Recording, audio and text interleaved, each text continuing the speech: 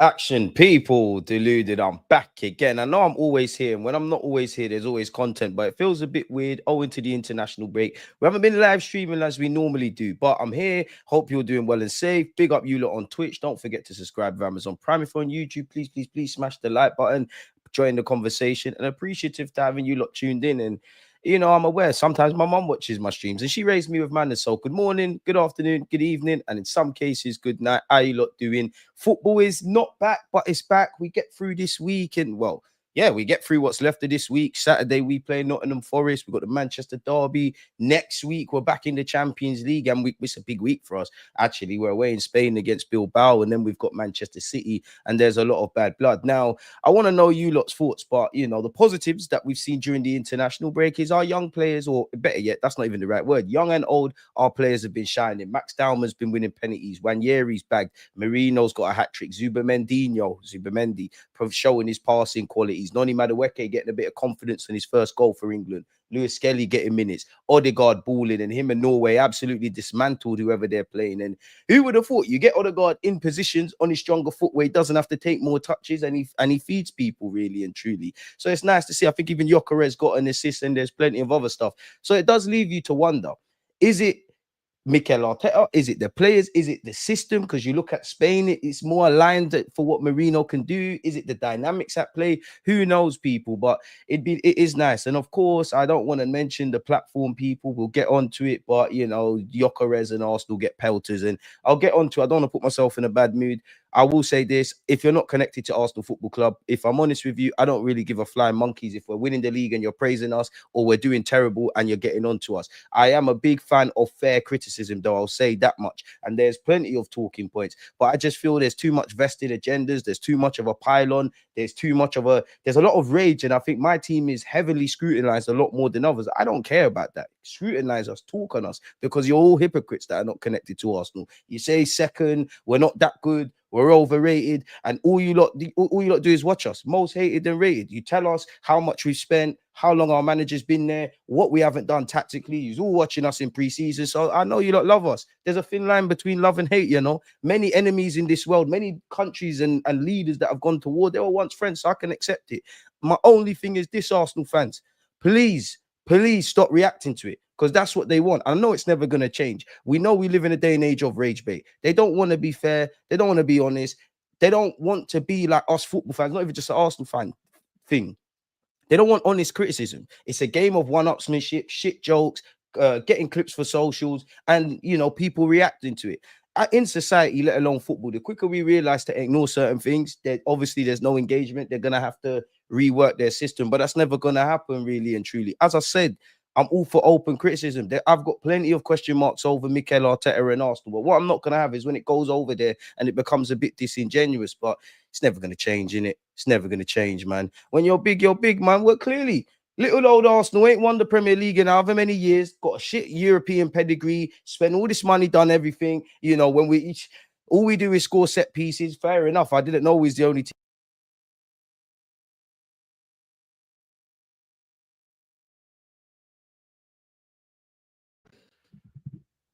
What's going on? What's going on there? I don't know what happened there. But if you genuinely, as I was saying, if you genuinely think all these things about my football club, why are you giving us so much attention then? I know, and one thing I hate, is there's weirdos in every fan base. I do know there's Arsenal fans that will say we're the best, this and the other.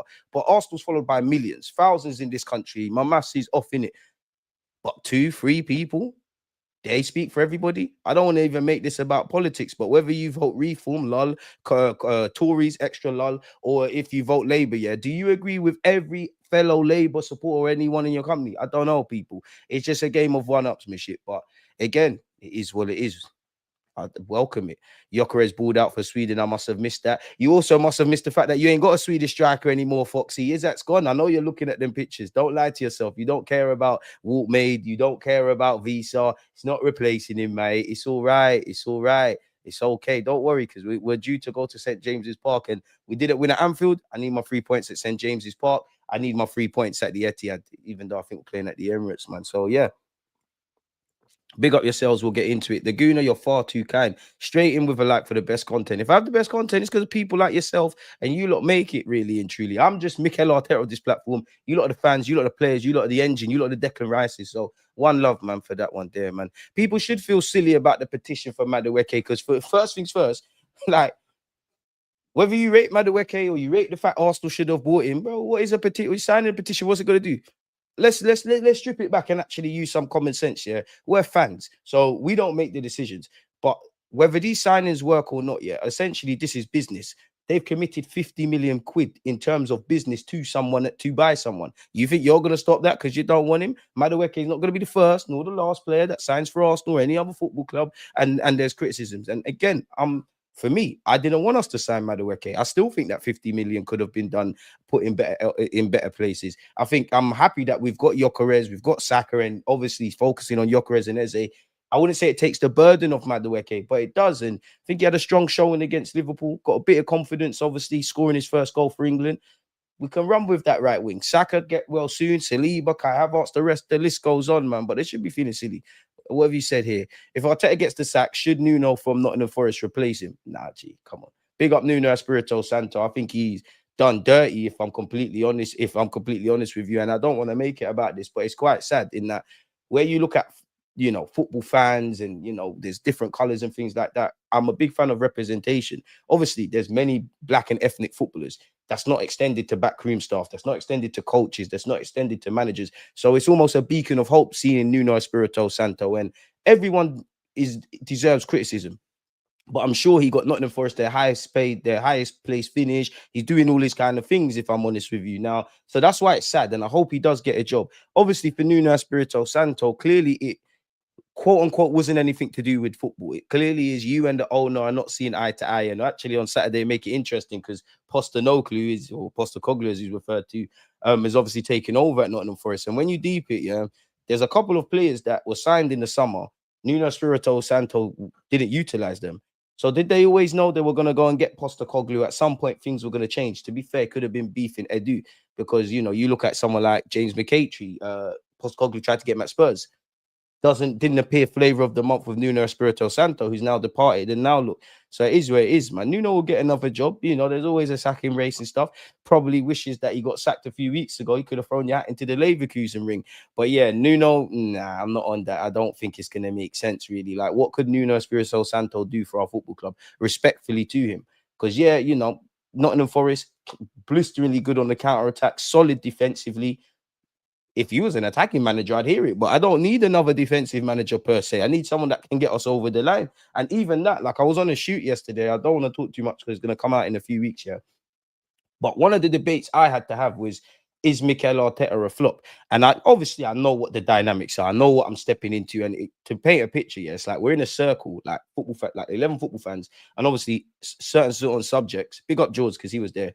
Like two people would be there, and like you can move left and right for the debate and things of that ilk. And when it was me and Arsenal now, but seeing bare heckling, Crystal Palace fans saying something, this, that, and that, I'm like, raw, like everyone's against me, saying nothing. No, well, we're steady anyways. We can debate. I think it's disingenuous. As for me, again, I like Mikel Arteta, but I'm not no Mikel Arteta sexual. I like to stand for what is right and what is wrong and fair praise and criticism. If you say, I can sit here and say Mikel Arteta is a flop, I think that's a bag of bullshit, if I'm honest with you. And I can always back up my reasons. And again, disclaimer, I'm not saying this Mikel Arteta to the world and back. I think you're a good manager. You need to prove you're a winning manager. I do think we're at the point of, regardless of who the big dogs are in Europe or how good Liverpool are, you're shooting yourself in the foot and you need to look at the man in the mirror and do what you need to do tactically. But you can't say he's a flop. They said he's a flop and his time at Arsenal's a flop. It's not. When he walked in at this football club in 2019, what was the talking points? Man, we're Arsenal. We always want to be winning titles and things like that. We know that. But directly, was that the mandate?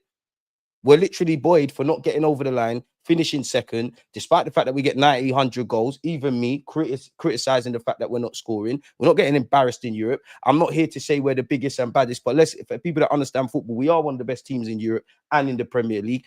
That has happened before Mikel Arteta. That when he walked in 2019, that was not the case. Now, as I said, you cannot call that man a flop. He's been in the Champions League for 2 years now, got to a quarters, a semis, and hopefully that progression hopefully gets to a final and we win it. How can he be a flop? Now I know you lot will say, or some of you, oh, he spent a lot of money and we haven't got over the line. This is where we need to break things off, because I agree with those things. Again, key word. A lot of people listen to respond and not listen to understand. You can't say he's a flop then, because he's got Arsenal back in the conversations that we were not in for years. Now, where you can say he's a flop or have question marks is you've shown you can build stuff. The project's over. The project was to get Arsenal back in the room. We're in the room now. You are showing an inability to get over the line. I agree. It's really and truly, what was the first year we fought for the title, people? The year we signed Jesus and Zinchenko, right? This is now the fourth year. Bear that in mind. From that year to now, that's where the dynamics have changed. That's where any money that has been spent in that period, anything we have done or failed to do in that period, that's where my criticisms come from. Because we've steadied the ship. We rebuilt the house.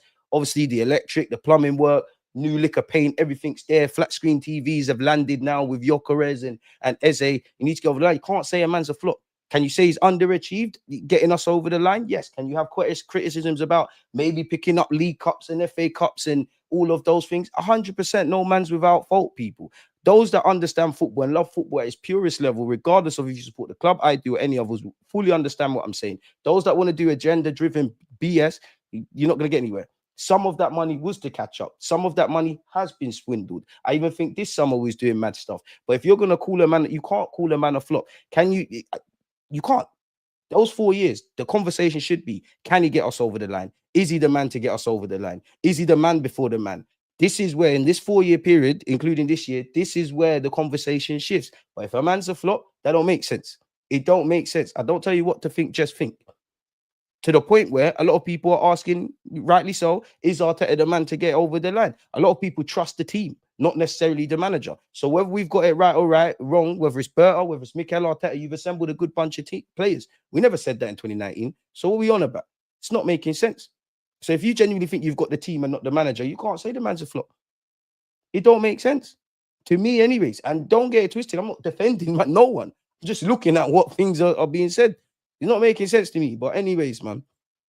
Say Mum's DG dropped a personal live stream for the birthday boy. Happy birthday, my guy. Man said personal. Why for that? But big up yourself. Happy birthday. Many more to come, my boy. Big up the members and the mods. D, appreciate you. DL, you're always in the comments as well if we're not live streaming. So I appreciate you. AJ and all the rest of you, especially Hyper, man. Nathan, I'm blessed, man. I'm blessed. I just want to watch the football again, if I'm honest with you, proper football, man. Like, no, I don't really care about the international period. Obviously, who saw Jamaica, though? We might make the World Cup. We might win it. Who saw what we're doing? Dance all over soccer. Trinidad, where? That Trinidad. You got dealt with. Obviously, my other team, Brazil, we lost 1-0 to Bolivia. It's calm. Bolivia pull off 1-2 results, if I'm honest with you. And then what else? It's coming home. If Brazil don't win, England don't win, or Jamaica don't win, then it's dark, innit? But Jamaica, we're top of our league, we're top of the groups, but we're gonna do this, man. We're gonna do it, we're gonna do it, we're gonna do it, we're gonna do it, we're gonna do it. And too cool, you're doing your thing for England as well. Gent, one love, man. So yeah, man, I'm back, man. I'm back. But yeah, man, you can't say the man's a flop. Because simply put, from the minute he walked in, say if Arteta leaves today, are we in a better state? Yes, we are. So if we've got a squad, clearly the recruitment, the ethos, all those things, you think that, I'm not saying we can't sign some more players, but if you think the nucleus is there and you don't necessarily trust the manager to get over the line, then he's done his job. Because you've gone from rebuilding for a novice manager to obviously, is it about winning titles? And again, winning titles, getting over the line, when you're in semi-finals, all of these things are valid. But again, key thing, you can't say he's a flop. Can you say he's past his sell-by date? Can you say he's, there's questions over his ability to get us over the line? Can you question, which I probably fall on that sense, I think we've got the team. I think it's down to you, Gaffer. Obviously, the players are playing, but I need you to move the ball faster. I need you to play expansive football. I'm not no coach. I'm a fan. It's your job to figure that out. Because some of these players, I genuinely believe. I don't care if people rate Gyökeres, Martinelli, Madueke, Bukayo Saka, Eze, Merino if he goes up front. All of these guys, Trossard, the same. If these guys went to other teams in the Prem, I'm not saying they'll be the bee's knees, but you'd probably look at them a bit different. And I've been very passionate in that course, gassed about Gyökeres, happy about Eze, want to see Saka fit. You've put Trossard and Martinelli as squad players, we're great. But if you buy the clothes, you need to know how to put them on. Tactically, there was issues there. So yeah, man, it is what it is. Bro, reform's a bit mad, innit? I don't want to get political, but like even that, like one thing that pisses me off, and I can't speak for other fans, yeah. You have one rogue Arsenal fan that will say we're winning everything, winning the Tour de France, this, that, and the other. You know, it might be one madman that just wants everyone out of the club. It might be a next madman that probably wants to suck Arteta's dick. Pardon my French. I'm not in the mood to do the PR thing. They speak for everybody. It don't make sense. Where if I vote Labour, which to be honest, I don't really believe in none of the parties, but if I vote Labour, there might be another madman that has mad thoughts. But because he votes the same thing as me, I co-sign everything. It's stupid. And then when you look at, like, bro, I'm specifically not trying to name these platforms, but why do you think they get the two extremes? You get the one that moves like Arteta can walk on water, or you get the one that's everything's terrible. Why? Because they're gonna get clips. You know, when man are just negative for the sake of being negative, oh my gosh, they're a real fan. When they're bare positive, they know they're gonna clown them. The truth don't sell. The fiction does. It is what it is, man. But this is why I say, I don't tell you what to think, just think. And unfortunately, Arsenal fans, you're not going to listen to little old DG. You're not going to listen. The only thing you can do is protect your mental health. If you know the platforms that chat shit, that are not, because there's plenty, you know what? There's plenty of platforms, yeah, that ask fair questions about my football club and other football clubs and things of that ilk. I'm all for that. But when it comes to the agenda-driven, rage-bait drivel, just stop going on it. Rightly or wrongly, just air it. But that's never going to happen. It's never. So yeah, man. Is what it is, man. There's no party representing anyone for people to vote for in any region of the world. Welcome to the brave new world, the politics they peddle for you. We have Alanga, big up Alanga, man. But it's not Isaac, though. It's not Isaac, though. It's not Isaac, though. You still miss Isaac. Doesn't matter how many girls you've got, you still remember the one you love in it. When it's all said and done and it gets real dark in your room at stupid o'clock, when the room gets real quiet, that's when it gets real loud. And you think about, oh my Isaac, my first title in 70 years. He's ruined his loyalty to the club and he's forgot about his legacy. Shut up, man. Big up Foxy. Shut up, man. He's gone.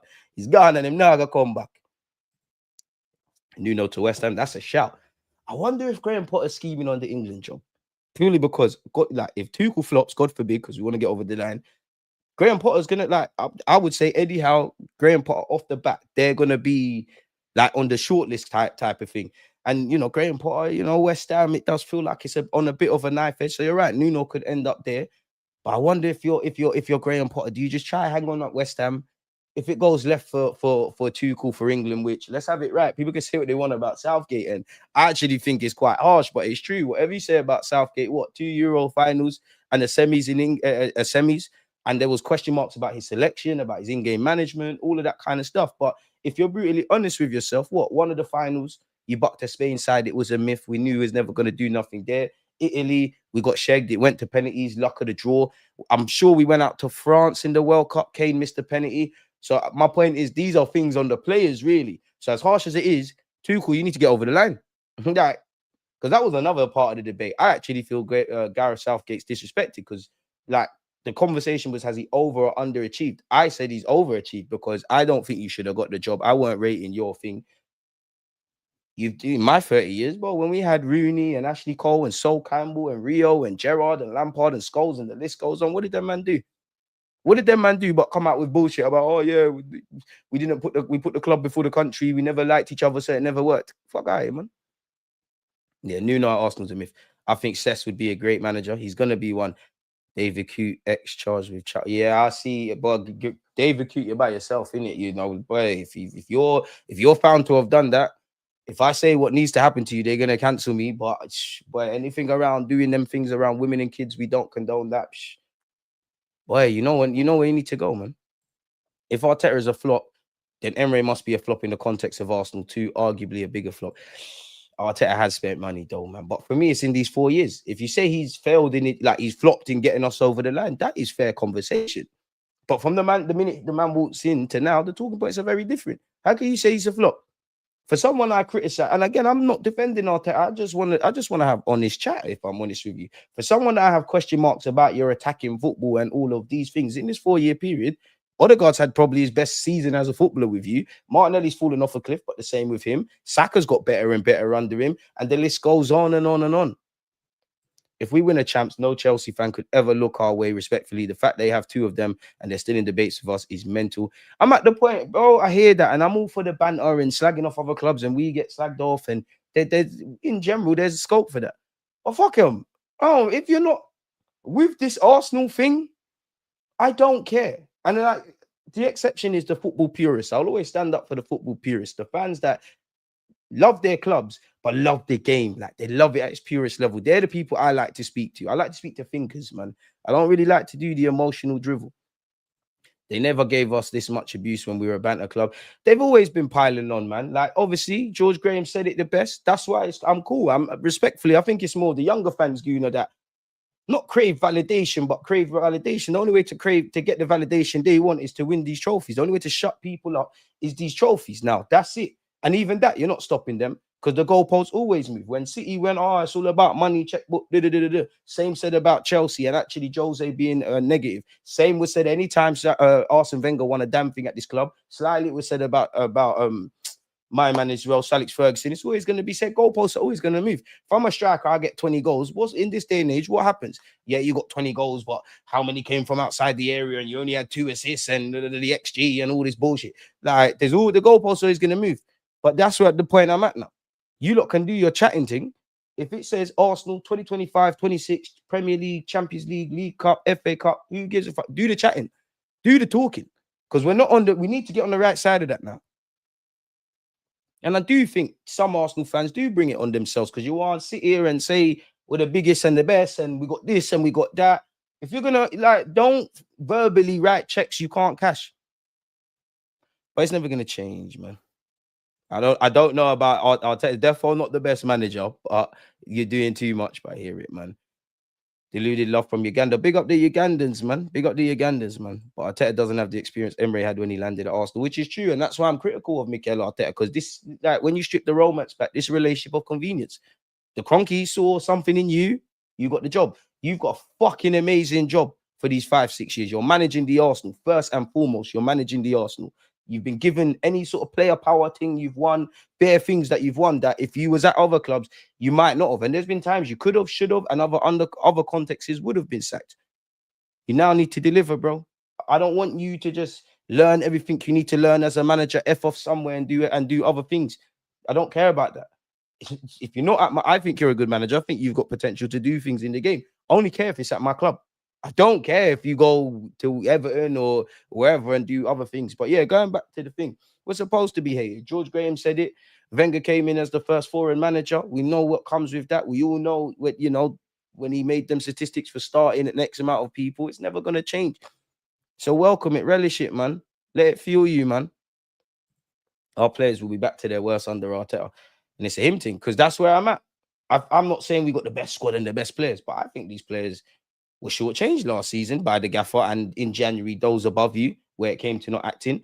I think we got some decent players. I think the core nucleus can do this thing. Like, we've actually got more depth. I think we can make I'm not saying we can win the league, but you should be making a real fucking butchers of it against Liverpool. Bringing home one of the domestic cups. Champions League, you fingers, toes, crossed, everything. I believe in the players wholeheartedly.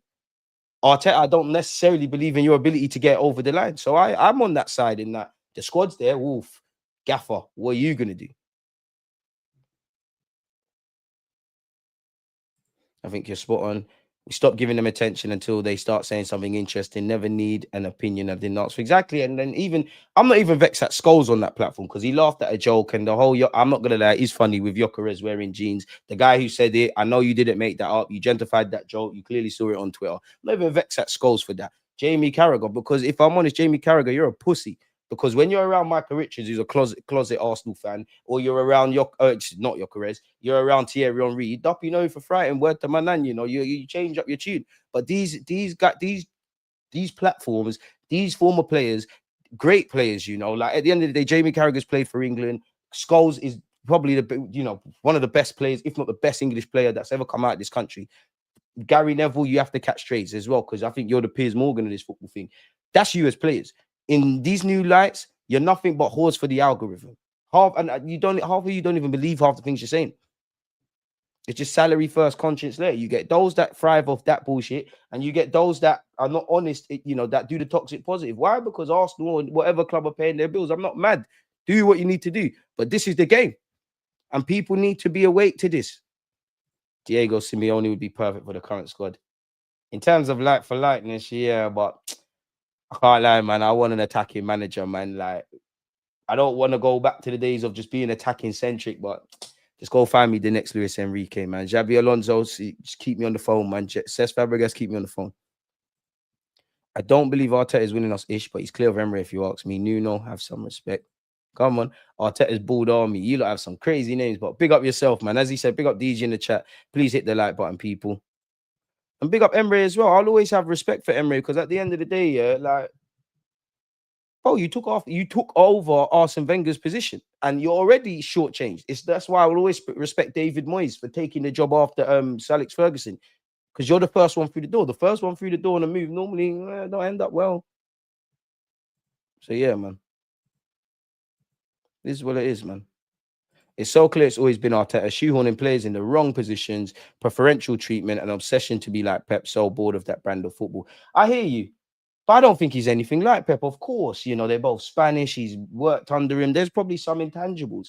But with what you see them playing football, there's only two things I think that him and Pep are like. And I think Pep's shown he will die on his sword. Like sometimes he won't use subs. Arteta, I think you're with that. And an emphasis on build-up play and the slowness at times to the point where it does bore the neutral fan. Other than that, very different. I ain't seen Pep Guardiola have an emphasis on set pieces, which I don't want to change, but football's with the ball on the floor in real time in open play. I need to see something there, Arteta. Redemption for Marino. He's not being utilized to maximize his skill set. You see the thing with Marino, for what I see with you at Spain and what I see with you at Arsenal, you're a final action player. That's where we're at. Like, you're a final action player, bro. You can't be involved in build-up. You can string a couple passes, but your thing is final action. You know, getting into the box, finishing a chance, little link-up plays. He's good at that sort of stuff. He's evidently a limited player with limitations. So enhance what the small things that he's good at and minimize the bad stuff. I've been saying it. For me, I don't like Marino in midfield for Arsenal, which makes no sense because if he plays up front and drops into midfield, I'm cool with that. I think the Prem is too fast for you.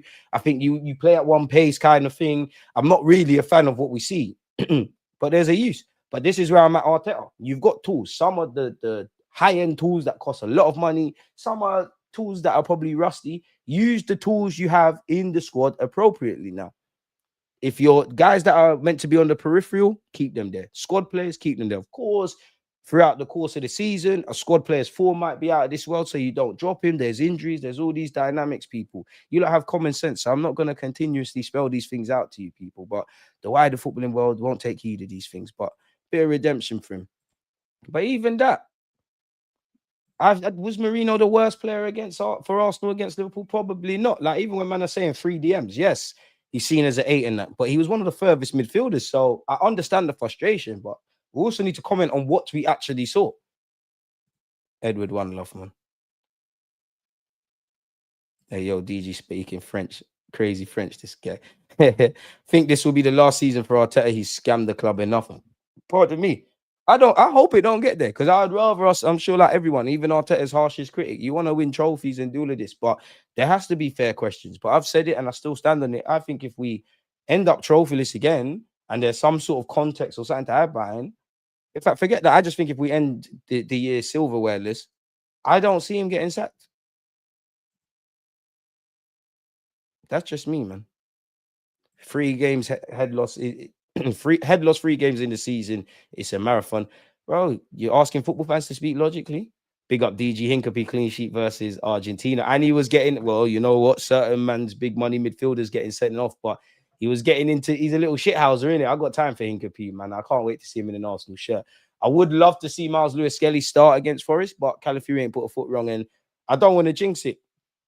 But ain't this? It looks on course to be the first international break, at least to our knowledge. People have returned with no injuries. A bit like, again, for however the season pans out, it's got to be the first time there's been about 3 games for Arsenal in the Premier League and there's been no sending offs, whether it's been a dodgy call by the ref, whether one of our players has been stupid. I don't know, man. Big up Jay Spurs. I mean, unfortunately, not big up the Spurs part, but big up Jay.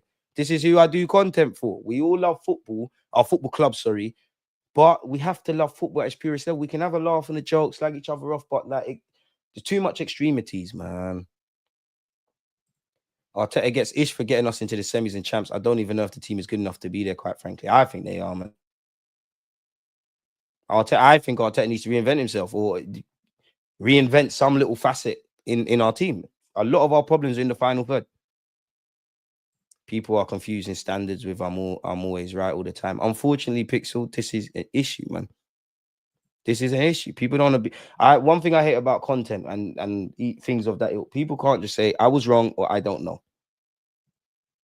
There's nothing wrong with it. If Potter gets axed from West Ham, he ain't getting a job in England no more. Nah, he'll get a job, man. He'll get a job. And I think Graham Potter's thing is sad, man, because it's a bit like what you see with actors, what you see with coaches, what you see with many talent in this country. You have to leave to come back. He had to go do women's football respectfully. He had to go manage in Scandinavia before he was given a flipping chance in his own homeland. And that is something I feel this country does across a lot of aspects, man. Loving this chat, guys. Much love. Come on. You lot make it that way. Although Italy were doing a madness that tournament, we should have beat Italy in the Euros 100%. But then, bro, you know what time Italy get the job done when they're in these tournaments. They're not the most prettiest. They might call up some dodgy names, but their mentality, they'll get it done. They'll get it done. It did go to penalties though. They'll get it done. They did it in 06. They'll get it done. So again, too cool. If we don't win it, it's a myth. Pep is past it. I disagree, man. I disagree. And to be honest with you, my hot take, and obviously I ain't got a skin in the game. I think personally, maybe for the last 1 or 2 seasons, including now, I think the City executives have begged Pep to stay. I genuinely think like even before last season where they fallen off, I think he wanted to do what Pep normally does. Like this is his longest tenure at any club. I think he wants to just cool off for a bit and calm down and enjoy a bit of life. I think they've said, yeah, we don't really know who the next manager is going to be. Because I look at the recruitment. They've spent a lot of money and a lot of it is on younger players.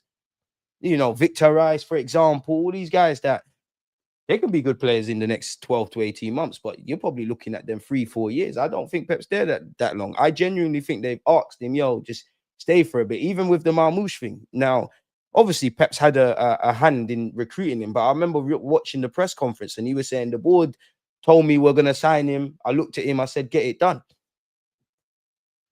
And Marmoush, unfortunately, has picked up a knock as well for Egypt. This comment might be hated. In the owner's eyes, Mikel has probably done his job really well, which is fair, but we need the trophies, which is the next step, phase 1, chapter 2. Again, I hear that. The only thing I'd say, Dane, all the phases and projects and processes, that thing is done. That was done in hindsight, yeah. I would say that was done the year we signed Zinchenko and Jesus. But I'll give them that year. I'll give him that year. I'll give him 2019 to the first title challenge, yeah. The last year, the season after, where we lost on the last day of the season, when everyone would say, oh, it's a fluke, Arsenal, they're only up there because everyone else was dead. You show me it's not a fluke. We didn't get it done, but we're still up there. That told me, yep, all the project getting Arsenal back into this conversation, that's done now. It's now just about winning. It's now just about winning. Winning is not everything, but we've been starved of it. And if nothing more, the fans deserve it, the players deserve it.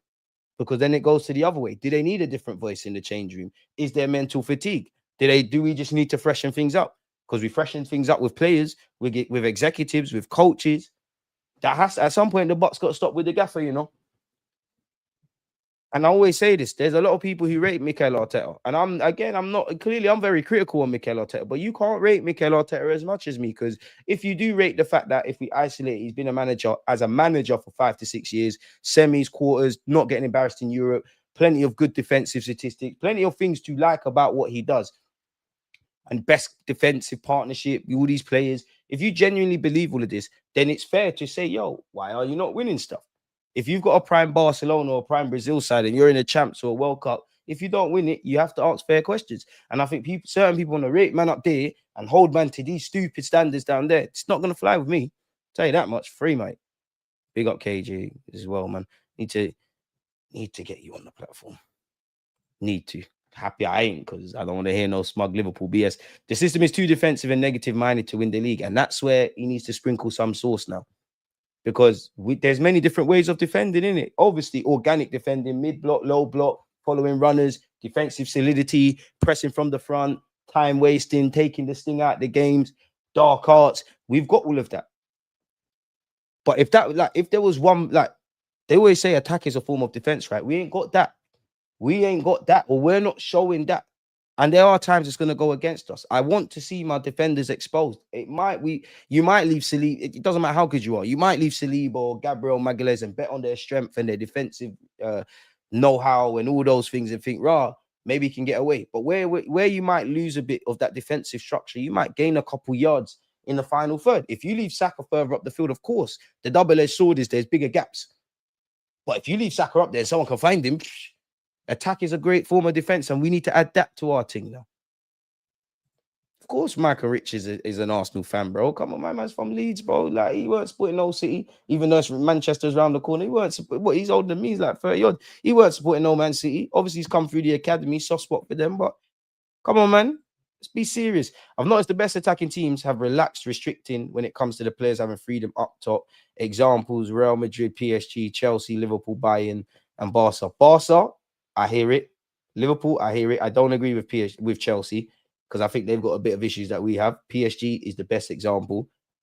Real Madrid, I think I can't comment yet. It's more of a wait and see thing under Xabi Alonso. Just being the most realistic for our squad, Simeone will surely deliver a Champions League with this squad within 2 years. I can't say that because has he done it at Fleco? I don't know. Big up DJ. Arteta in a flop. He won an FA Cup as well as transformed the team to Premier League contenders every season. Good. Arsenal holds the record as first team to be televised in 1937. I never knew that. Bit of history. Mourinho case, international football is slower. Coaching is different. Spain, De La Fuente plays attacking football, all down to the coaching. Mourinho and Nazario. Whoa. Mourinho did score twice. We played at Anfield. So you can see why Arteta played him, even though you don't agree with it. But he was up front them time there, though, man. Starting him in midfield, it's naive, but it's never banged. It didn't bang at Anfield in the last game. It didn't bang at Newcastle last season. The worst was probably Bournemouth. He don't bang. Up front, I'm for it. I like Mourinho. I think Mourinho's best when he's a bit of a floater. He links up play and does all that stuff. Organically in midfield, I'm not for it, man. I'm not convinced. Sorry, I was cleaning my laptop. Big up DG. Easy win against Nottingham Forest. 2 or 3-0. No manager bounce for Ange. I hope so. You want someone to do well, but when they don't help themselves, just have to usher them on their way out. It is really intriguing to see if Mikel Arteta can get us a trophy, especially a Prem. I really don't know if he can. It's interesting. Listen, I still think Liverpool win it, but I think we've got the players to make a real meal of it. But I haven't seen anything to suggest that Mikel Arteta is going to right the wrongs that have crippled him. If I see that, when I see different, I think different. Because I think it will come down to that. I think the last 3 years, we've shot ourselves in the foot. Definitely the last 2 of the 3 years, excluding this year. Don't want to hear about injuries last year. I don't. Was it harsh? 100%. I have sympathy for the fans and for the players in relation to injuries. But we knew we could. I don't want to hear unluck. Because the 2 years prior to that, Arteta kept waffling about we've got one of the smallest squads. So between Arteta, Edu at the time, Kroenkes, you didn't do what you needed to do in terms of depth. Now you fast forward to this season. Now I hear it. And I would say it's unlucky because we got a bunch of players. If the same season from last year plays out in terms of we can't count like everybody's on the treatment table. And that's for me unlucky because you've actively tried to mitigate against something. The owner already put his foot down. If he falls short, he's getting sacked. I hear that, but have we seen any credit? I know what you're referring to, but has anyone credible come out with that? I haven't seen it. Because when the Ornsteins and the Romanos come out, what do they say? The external pressure on Arsenal and Mikel Arteta is not shared internally. So whatever we're saying and the narratives we're having and you look down the pub or at work or whatever, is that being shared at Arsenal? I can't comment on that. All right, mate. I'm good, man. It's always a pleasure to be here with you, lot. I'm good, man. 4 p.m. We're here with Kenny Ken as well, people. Come on, people. We got 50 likes. Can we keep going? I've been off the journey. Doesn't mean I don't like the vistas. The vistas we're taking in. But so glad Edu left. Berta is the real deal. Berta's done his job. Gaffer, you need to do yours. The only criticism you can say about Berta is, we're not really changing how we're looked at in terms of being a selling club. But you joined in March. We allow you. You did what you needed to do. Second most points in the last 3 years after City is a pretty decent total. It's true. But then I do think Arsenal fans have what I call ideal scenario syndrome, in that they'll look at like last season and say, oh, if we had the points we had the season before, we would have won the league. If there was no injuries, this could have happened. I think we've said that against PSG. I think we said that last season. There's no ideal scenarios in life, let alone football. That can't happen. And that's all them statistics show you is that Arteta is a good manager. We've got a good team. The only question is you get on over the line. And for me personally, I'm on sacking him, persisting with him, try anything until you show me you can get over the line. I think every option should be on the table. personally, I can't see what's wrong with that. DG, don't flex. This guy's moving mad. You're a madman. SJ, you're tapped, man. Not convinced you can win the league when you lose a key player for a couple of months every time you play, though. You're going to have to make it happen. You're going to have to make it happen. You're either going to have to keep these players fit. Again, in terms of what we can do to play more free-flowing football, how we can keep key players fit, these are not things I can answer. This is where you lot earn your money. I'm just a fan. Call it as I see it. I'd rather the alternative universe where players are staying fit, of course, and we're attacking. Like, I might be being a bit naive, but Arteta, I actually think you've done the hard part. I think it's harder to install great defensive mentality and be switched on. Midfield, I'm not necessarily convinced about, but midfield, I'll give it a 5, 6 out of 10. It's more what we do in midfield. Defense, 20 out of 10. The attack, surely, I know it's not as naive as I'm making out, but lads, go out there and do your thing. You got Gyökeres, feed him. Feed him. Get Saka and Eze in positions where they can wreak havoc. And then there's going to be games where Gyökeres might be playing a Van Dijk and a Konate, physical men. You're not going to get much change out of him. They're doubling up against a Eze or whoever's on the left and Saka on the right. That's where you've got late midfield runners, the Odegaards, the Rices, maybe an unlikely hero in Zubimendi popping up. That's where I think we're at. I want to see players rotating positions. I want to see the handbrake put down. But I either Arteta can't do that or he's choosing not to do that. I actually think he's choosing not to do that because, again, when Jesus and Zinni came in, we played some good football in the final third. So it's down to you, man. Ain't no woe is meeting. You're not working. It's not like a man's just come into the club and you're working with the players that you've already got. We're past that. You've got everything you want. Everybody who's still at this club, everybody's brought into this club is because you wanted them here. Make it happen.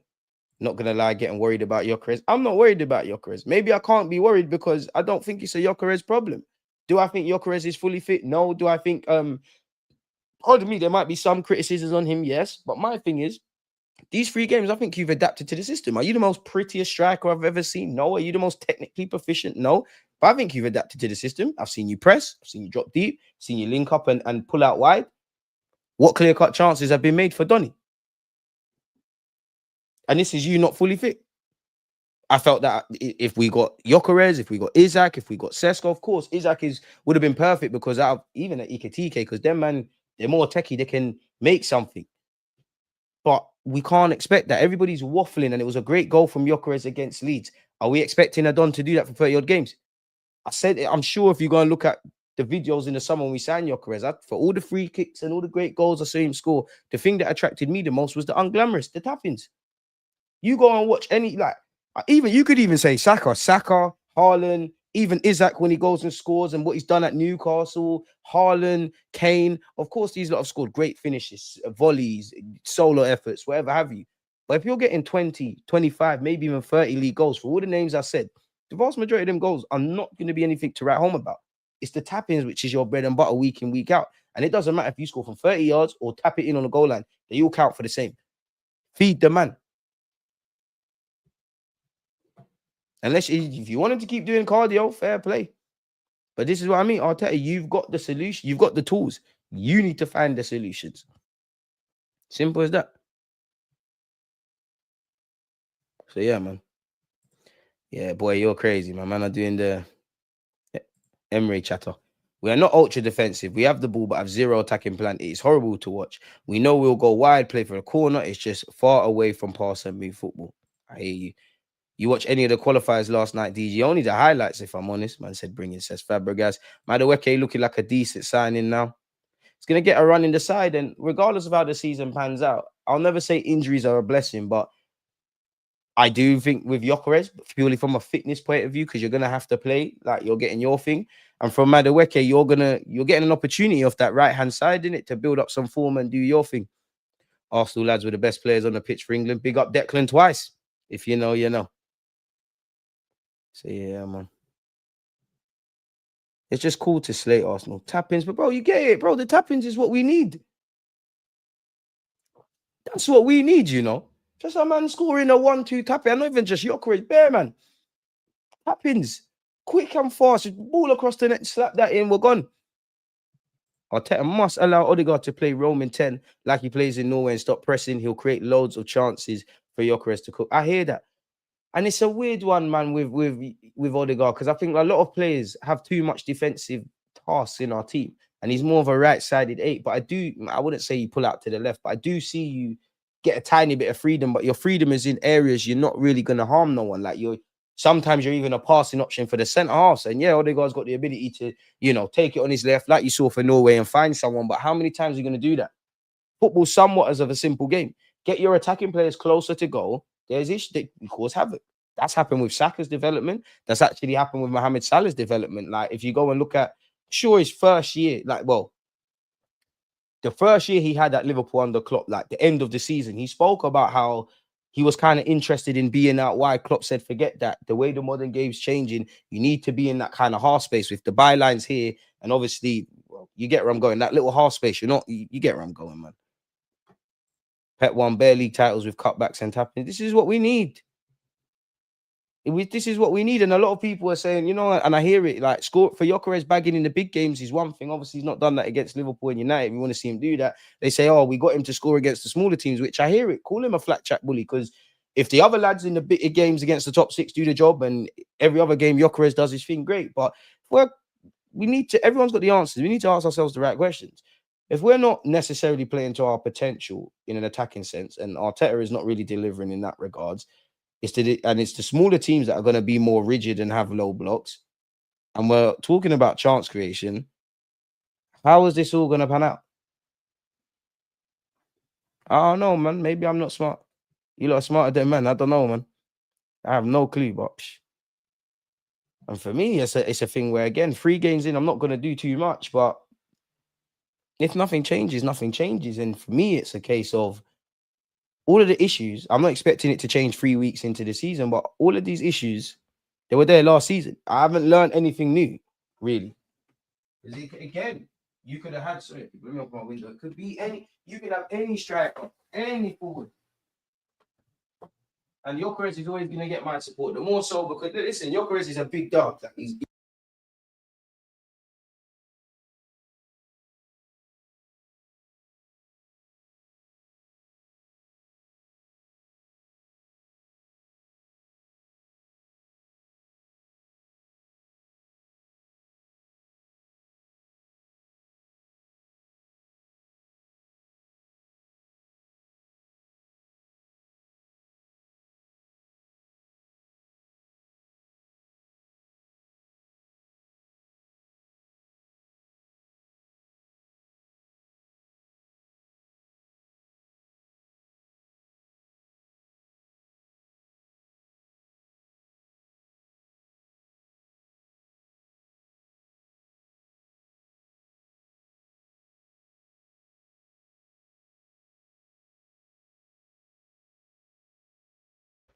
start hearing bare white noise, and it seems like this muted.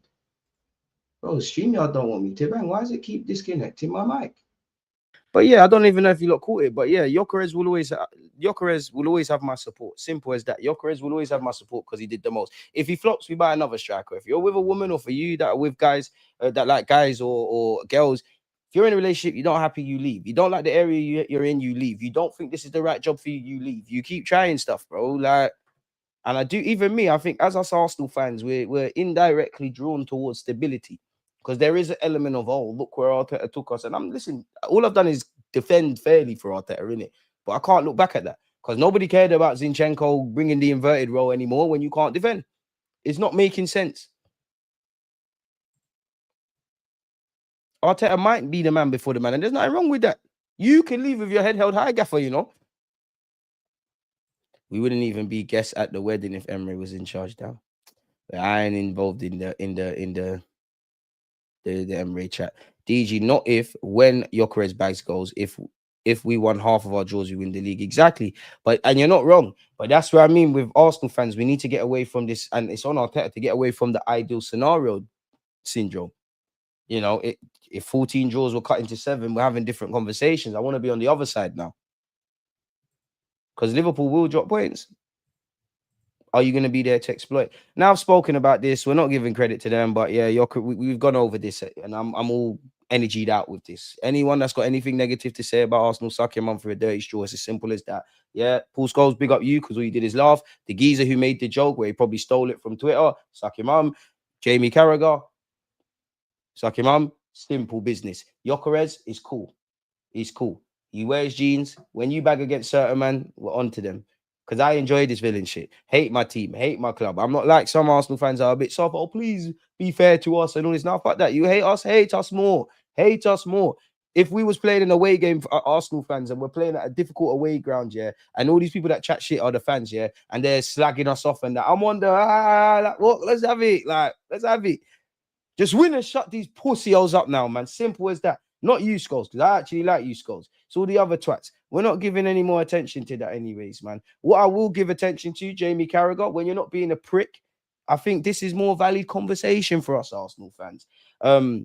He thinks when Kai Havertz is fully fit, he'll start the big games over Gyökeres, which I don't necessarily want, but different horses for different courses. We said before about not judging players after 3 games, but there was a lot of talk before Gyökeres came in of his goal scoring being amazing. But then there was the school of thought of other people saying, I'm not quite sure this guy's good enough for the actual elite. He might not be. What clear-cut chances have you seen? Now we've only seen him for 3 games. He's already scored 2 goals, but he's not the easiest on the eye. We don't need him to be the easiest on the eye. He's definitely not the most aesthetically pleasing. We don't need that. Let the man put the ball in the back of the net. If we was creating hella clear-cut chances and I'm seeing 4 or 5 a game and Gyökeres isn't bagging at least one of them, now it becomes a Gyökeres issue. We've got it. Gyökeres is in the wrong. What I've seen of you in an Arsenal shirt, you're in the wrong occupation, or we've bought you to do something else. You're definitely going to be raising money for charity, which is great, being a marathon runner. You're not here to play football, clearly. And it's all the way Mikel Arteta looks at a striker. He looks at strikers as being the first port of defense and another midfielder, bit like at left back. You're going to have to reinvent yourself. But between Kai Havertz, a fit Jesus, Gyökeres, different horses for different courses. As much as I want Gyökeres being up there for golden boots and Saka this and that and whatnot, just get the job done. I don't care who does it. Just get over the line now. But I'm not talking about Peter Schmeichel. Big up Martin Keown. Nice to see us Arsenal fans, people, seeing our players shine in the international break. Merino got 4 goals. Declan Rice got a goal and 2 assists. Odegaard got 2 assists and a goal. Madueke got his first goal for England. Gyökeres and Zubamendi also got assists. And Ethan Nwaneri scored for England's under-21s. And let's not forget Odegaard. They don't want me to waffle about Odegaard. They don't want... See? What's going on here? He's provided more assists than any other player in UEFA 2026 World Cup qualifying.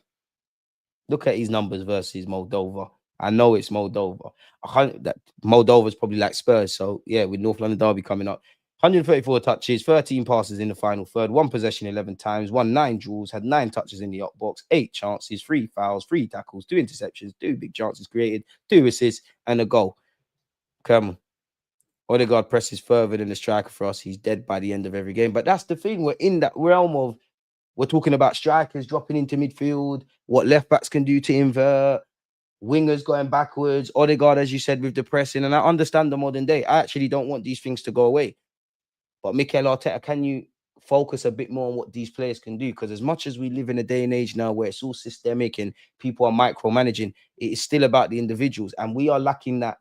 We're trying to, it's going to sound dumb, but it's like we're too logical. Where football is logical, you create more chances, you're more likely to score. You have better players, you're more likely to beat the team with less players. But we all know there's that grey area.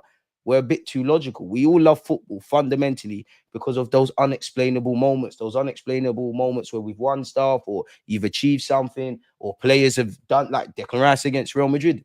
We need that healthy randomness. We need to find a way to facilitate that. Arteta must stop this defensive football and allow players to take risks with creating chances. Odegaard is the best 10 in the world currently when playing with Norway with Haaland. Arteta tactics. How can Glock be a flat chat bully when he played 3 games in the EPL? You don't even have the data to make such claims. Stop the stupidness. That's what they say. Because they go and look at, oh my God, against Portugal. But as long as he's a bully, that's all I want in it. Big up Amenyo, man. Hey, no need for the Spurs Moldova comparison, please, mate. Hey, make sure you're following Amenyo's Twitch page, his YouTube page. But don't think I didn't see your shameless Instagram. Don't deny your guys. You're half Moldovan, half Ghana. Don't try and do just the Ghana thing. They're your duns. Want to get embodied by Odegaard and that. Crazy works. Jamaica could never. Say on about my team, we could never. All right, set up a friendly. Set up a friendly. Moldova against Jamaica. I'm trying to see something. I'm trying to see something. DJ, I told you about Marino, man. He's underrated. He never told me. I've been Marino FC to the death. I don't think he's underrated, though. I just think he's misprofiled. I prefer him up front over Kai Havertz. Havertz offers more if we're defending and it's backs to the wall, smash and grab settings. Hear it. Bro, if Gyökeres is a flat track bully, be a flat track bully because again, my maths is poor, but what? Top 6 games, play everyone twice, yeah. Whatever the math, someone help me, whatever that maths works out as, yeah. Part that game, part the top 6 games off in total. Everyone play Arsenal playing everyone twice. Part that off. The other games in the Premier League now. If we assume that these are all against the little man in the league, if he bags in all of them, I don't care. Just put the ball in the back of the net. We ain't winning this season. Buckle up for that. That doesn't mean Emre would have won us anything. Bro, allow me with the Emre thing, man. I back Arteta because you're our manager, but me backing doesn't mean just blindlessly support him, man. You need to get over the line now, bro. I support Arsenal. It's not Mikel Arteta to the death. Like, I don't really care about what we've done in the past. I appreciate that. But come on. I don't really care about the future. I don't really care about the past. The only way we should truly live is in the present. And that's one thing that irks me is we have not seized any opportunities in the present moment. There's an alternative universe within these last 3 years. We win 3 Prems on the spin or at least 1 or pick up a League Cup and a domestic cup. But that's all in the ideal world. This is reality. We haven't seized the present and we need to now. We're at that. The fans need it. The players see it. You keep hearing me say those 2 fragments of this football club consistently. They got Rice, man. They can never talk on Rice, man. They can't talk on you, Rice. Don't compare him to that shin kicker who I did one at my football club. Wanyeri did get awarded player of the match in England's 2-0 win against Kazakhstan. Big up Wanyeri, man. I feel if anyone's underrated with Arsenal fans, it's Wanyeri now. I don't feel you're getting the hype. I think you're kind of getting lost. Bad boy footballer. But yeah, Rice scored. Madueke got assist for England as well, give or take between the 2 games. So it's been good for us. Big up Sego Jr. He's been nominated for Premier League 2 Player of the Month. If I'm honest, a bit shocked Sego Jr. didn't go on loan. While I like that you're doing this, the youth man football's not helping you. Put yourself in the shop window either to make it at Arsenal or go elsewhere. Calafiori has been named Player of the Month, people, after a strong start to the Premier League. I do wonder if he's dropped for the game, so lewis-skelly plays. And everybody's had a good time, you know, for their countries, but you have to start worrying about fatigue, like the condition these players are returning in. Like, is everybody going to be fit? Obviously, if you're Rice, you've gone Serbia and that. Obviously, if you're Martinelli, for example, you're playing in Brazil, you're flying back and you're doing all these things. So it'd be interesting to see how things pan out, man. I was reading that for myself, so you can ignore that. Madueke on scoring his first goal for England. It's a great feeling, of course, something you work for and dream of when you're younger.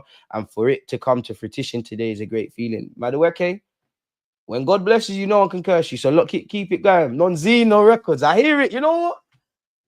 Gaffer, I hear it now. It's not going to be pretty. It's going to be ugly, but you're a madman. Sometimes it takes me a while to see the mad stuff. He drew praise from Tommy Tuchel as well, people. So yeah, big up Tommy Tuchel, man. Make sure you bring Wanyeri. Timber was speaking about his injury. When I was diagnosed with a torn ACL, it didn't really sink in. I just made a good transfer. I never really suffered from injuries before. Then it suddenly dawned on me that I was out for a season. 1 month I felt great. The next I felt despondent and thought it's going to take so long. My emotions were up and down. To be honest, I didn't think about my price tag. I was busy getting fit and was eager to show myself again, which you did. Big up you for last season as well, when you was half fit, if anything. But that was also due to confidence I received from the team and the coaches before my injury. I had played well, so they really knew what I was capable of. Last season, I went into matches with a lot of confidence. I didn't have any doubts about my knee, which I was very happy about. Of course, there were doubts. I needed to get my feeling back on the pitch. Not that I thought was I good again, but I needed some confirmation. This was what I'm good at. So yeah, big up you, man. Anyone think we'll see Marino and Gyökeres play up front? I don't think I'm going to ask Kenny Ken about this. I don't think we're necessarily going to see that, people. McAllister and Hincapie got into a bit of handbags. I mean, the transfer window's sharp, but you got to big up the journalists. Apparently, Arsenal already planning to sell 2 big names in January, which is specifically Jesus and Trossard. Trossard, I'm not too sure. Money talks, bullshit walks. Jesus, probably, but you're weakening the squad.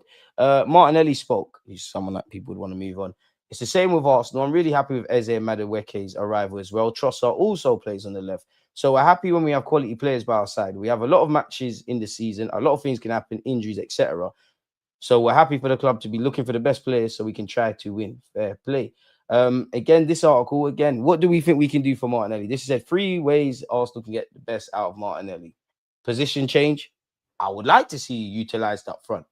I would love to see Martinelli the option of, because especially because we want to be a bit more direct, Martinelli through the middle to go with what we got with Gyökeres and Kai and Marino. But I don't think we're going to see that. Look at last season with all the injuries specifically up front, and then you only really got to see Martinelli up front against Liverpool, and he didn't start off, and he went up there. So that ain't happening at Arsenal, whether we want it or not. Change the players around him. We're past that. But no, like, bro, you're not. No, like, we're past that. There's been different midfielders, different left backs, different striker, and I don't want to hear that, man. I don't want to hear that. We have to stick by him, and he will have our support. But it's, hey, Eze settings. Eze might not be the long-term option or solution left wing, but it's the best of what we could do right now. And listen, there's nothing. I've seen enough from Trossard and Martinelli. Madueke and Eze is what I'm trying to see, or even a fit Jesus. Arsenal are braced for January interest in Martinelli, with AC Milan particularly keen on the Brazilian. Are they going to buy him or try to get him on the free? He's under contract until 2027 with the option of a further year. Admittedly, unless it's a loan, stranger things have happened. I can't see this happening. Arsenal ready to sell him in January. I don't buy that, but you never know. Could we get Leao? It is claimed AC Milan in particular are showing a strong interest in the Arsenal winger amid fears that Leao could leave in 2026. Martinelli is said to be valued at 70 million. Suitors were unwilling to pay above 50. Is there scope for a January Leao Martinelli swap deal, or am I dream chasing? People, let me know. Arsenal have been linked and apparently strong contenders to get Angelo Stiller. You saw me do a video a year or two ago on him. I'm for that. I can't see us getting him with Zubamendi and Rice, but I'm all for it. He has been linked with Manchester United, Newcastle United, and Real Madrid. He has spoken about wanting to leave Stuttgart one day. He has a 60 million euros price tag on his head. You never know. Norgard and Marino and Kai, speculation over their futures for anything from the next 1 to 3 years could be something. I don't buy it, though. Liverpool were linked with him. Are we having that?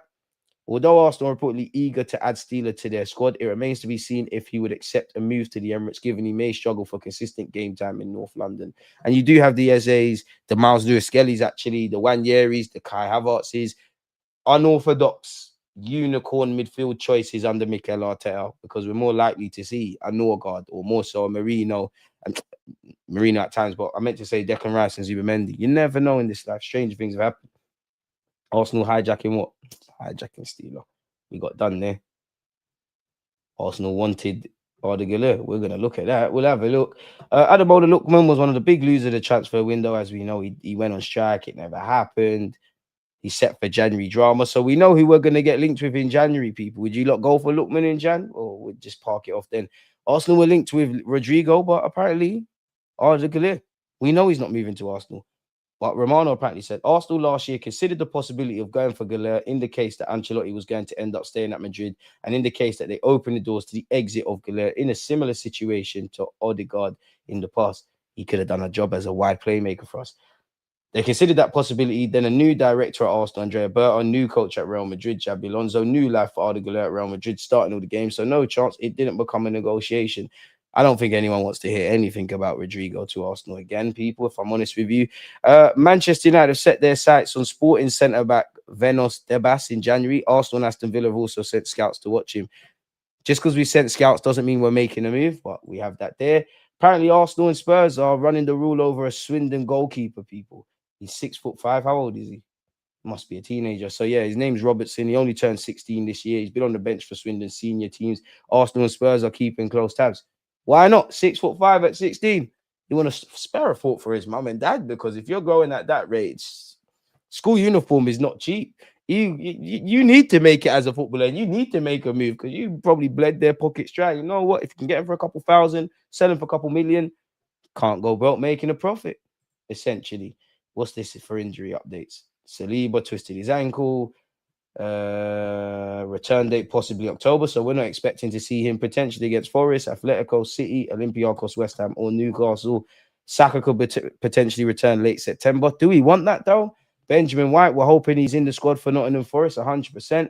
Kai Havertz ain't returning apparently until November. And Norgard, where have you been?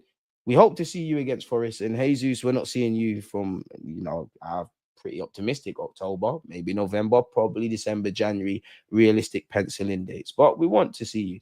I do like this initiative from Arsenal, together against suicide, man. It's yeah, man. What can you say? Anyone that's struggling, hit them up in it, or go hit up appropriate people and talk to someone in it. But yeah, what's this? What is this? Arsenal apparently have been linked with, and Man United has also been linked with Kiril Glebov. Apparently, he's one of the best young players in the Russian league and has demonstrated his versatility by playing as a right winger, left winger, and attacking midfielder. I don't know about this guy.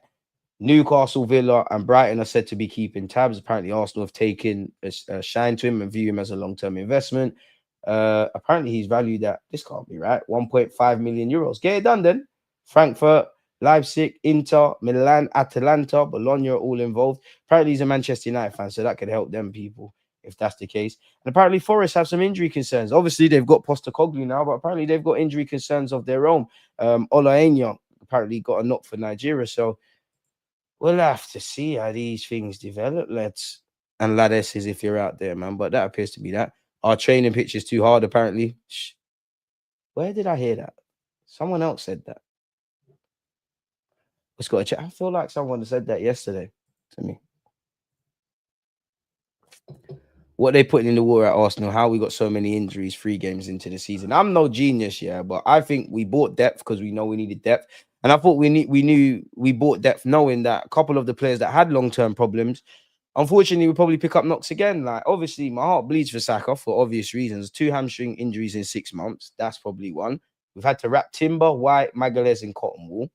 Kai Havertz got an injury against Man United. Mikel Arteta, interestingly, said it was due to load management. So he's not out the waters with his long-term injury. And I think a lot of our players, keyword players, for all the criticism about Arteta overplaying, I think the players have pushed themselves back. So what are they putting in the water? But we're used to this, Arsenal fans.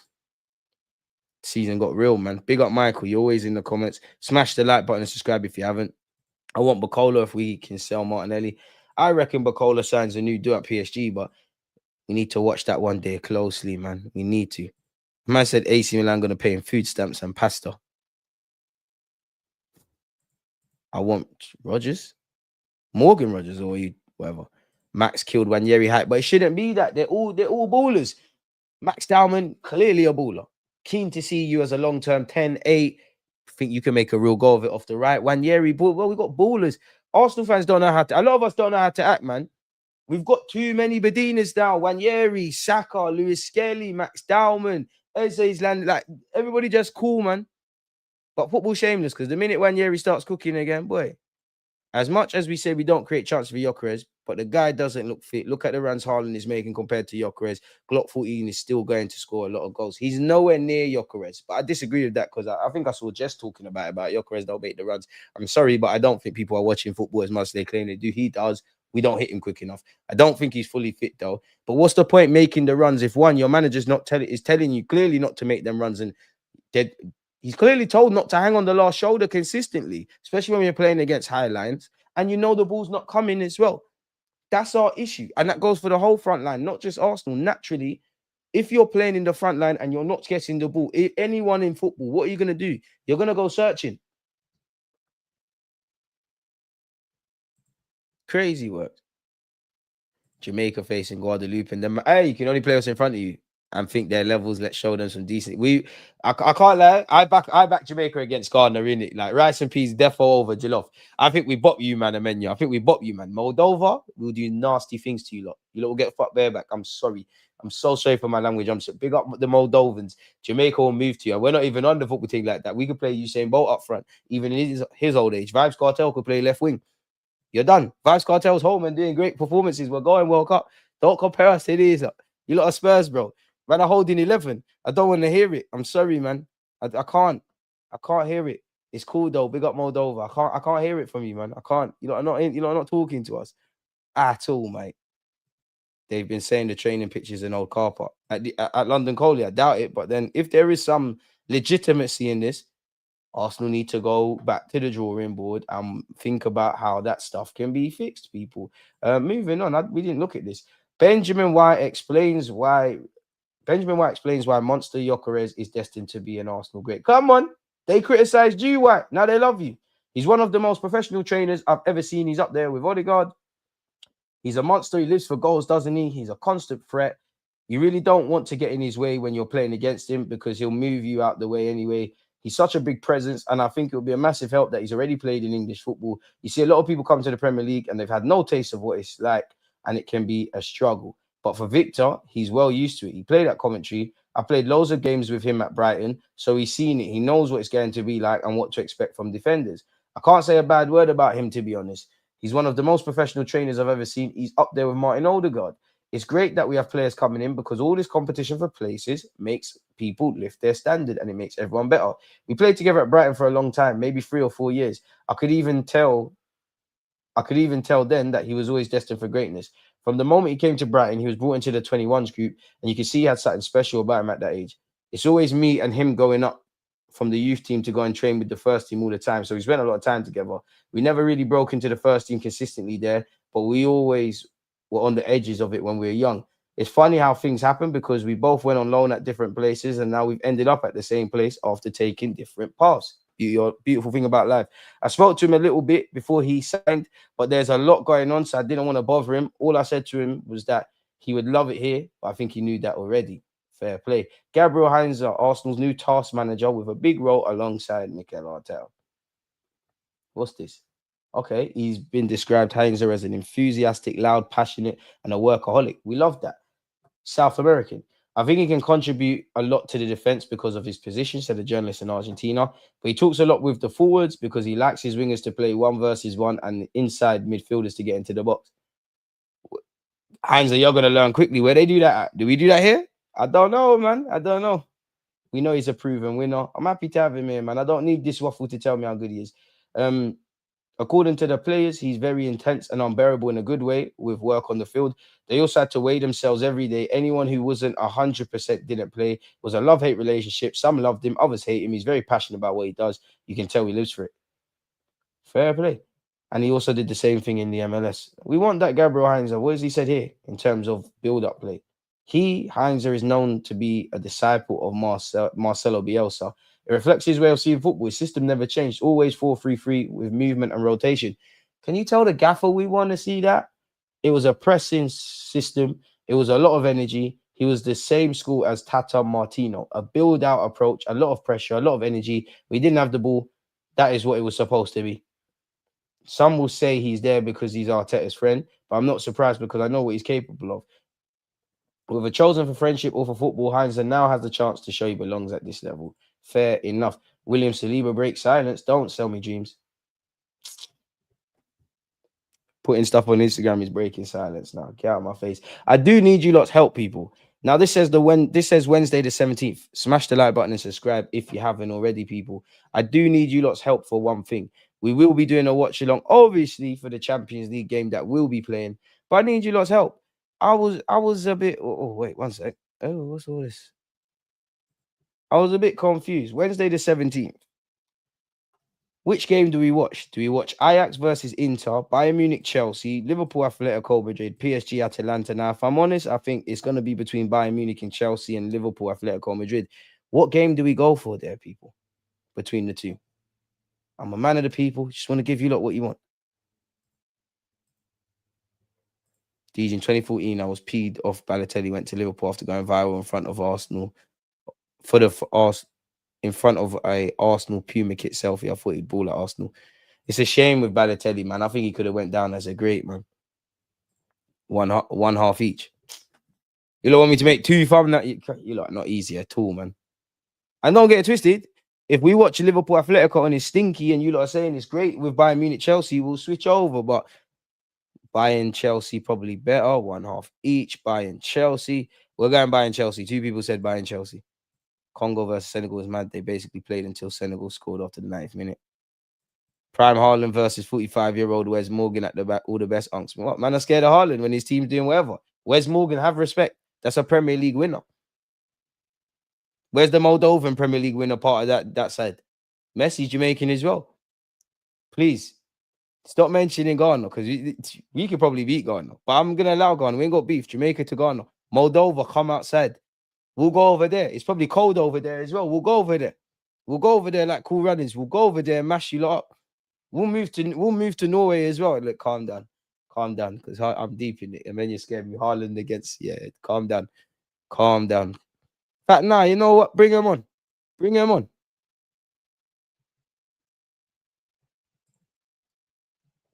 Just put all in the thumbnail. Me with my limited Photoshop skills. I could try. You lot are not easy at all, man. You lot are harsh, man. Damn. Absolutely harsh. Oh, we'll move to them. All right, man said Moldova. Jamaica is going to do the business, learn something, Brazil. We're going all the way, man. We got in my opinion, our manager's got unique qualities. Our players have a skill set that I can't find worldwide. It's down to us. It's a bit like Arteta. Like, you got the tools. Just qualify for the World Cup and just win one of the group stage games. Honestly, that's what I want. Ideally, get out of the group and don't get ripped.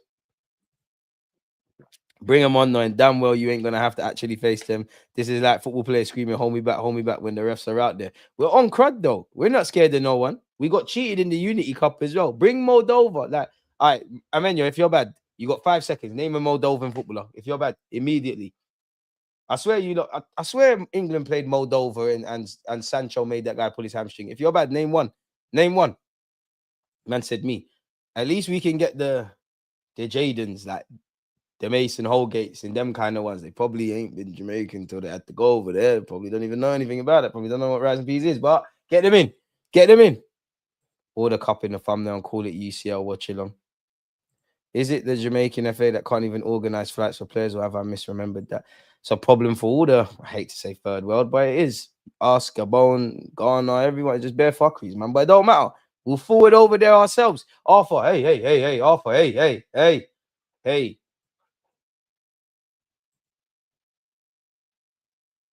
Just be easy. Because this could turn into a dictatorship ever so quickly. We're an all-inclusive platform until that. Shout out Barbados as well, but the football thing is not for us. Amari Hutchinson, I need you to play for Jamaica. Miles Lewis-Skelly, obviously doing your thing for England, but I remember before, you was training with the Bayesian national team. Can we get a couple of you? Maybe we have a decent team.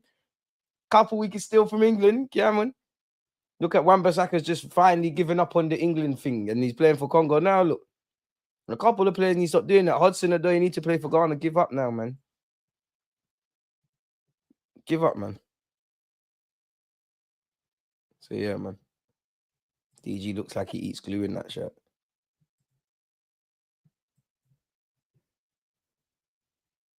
Okay. Nems, you're a mod, so I'm not going to be rude. But you see, if he was a stray, I would have went straight for the mum comments. Immediately. DG asked Jamaica if you could do part-time fullback role. Me getting rubbed out in front of millions. No, but you want me to play left back. That's a shag in the World Cup. Messi will play Argentina for no reason. Messi will say, you know what, I feel like playing right wing. As long as I win the ball once off Messi, no one can tell me nothing, which is a myth. Think we lose something going forward when MLS isn't on the pitch. Low-key think we do. Not really with Calipari, but if anything, individually, Miles Lewis-Skelly always wants to ball and he drives, so I guess you lose that. Pardon me. But yeah, people, man, all good things come to an end. I'm just wary that, I don't want to overload you lot. We're live in 40 minutes. We'll be here with Kenny Ken. God knows what we're going to talk about, but I've got some pre-prepared stuff. Any questions, come and bring them in. And as usual, big up you lot, because without you lot, everything is dead, man. So yeah, smash the like button, subscribe if you haven't. And I'll catch you lot in a bit, man. Come on. Hey, Emmanuel, I see one guy of Jamaican descent do this. You've got Moldovan in you. Show me some highlights, my brother. Against this right back, Charlie, definitely.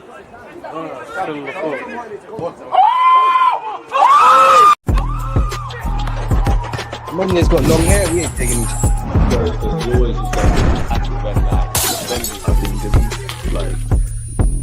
Guys up, you're chilling.